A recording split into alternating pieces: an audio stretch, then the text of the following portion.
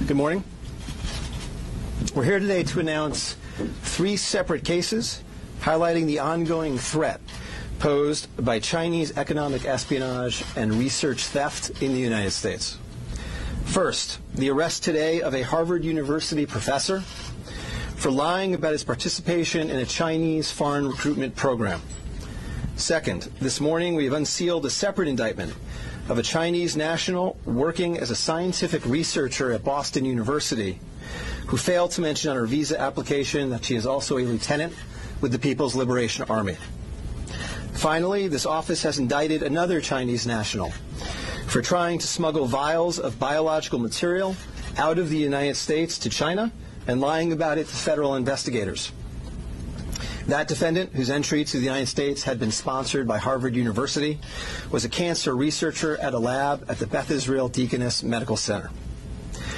So, this morning, the FBI arrested Dr. Charles Lieber, the chair of the Department of Chemistry and Chemical Biology at Harvard University, for making false statements regarding his involvement in China's Thousand Talents Plan and his affiliation with the Wuhan University of Technology. The complaint alleges that Dr. Lieber signed a contract with the Chinese university in Wuhan and was paid up to $50,000 per month, plus up to $158,000 in living expenses, and awarded more than $1.5 million to set up a research lab at the Chinese school and work there on researching nanotechnology.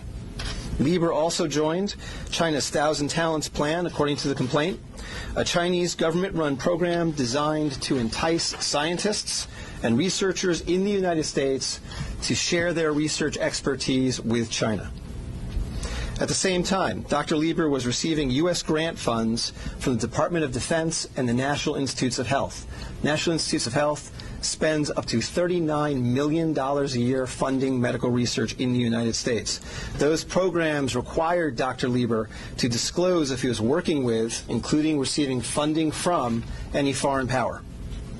When questioned, Lieber hid his involvement with the Chinese entities, including specifically disavowing any connection to China's Thousand Talents Plan. Meanwhile, based on the complaint, it appears that China paid Lieber hundreds of thousands of dollars over the years for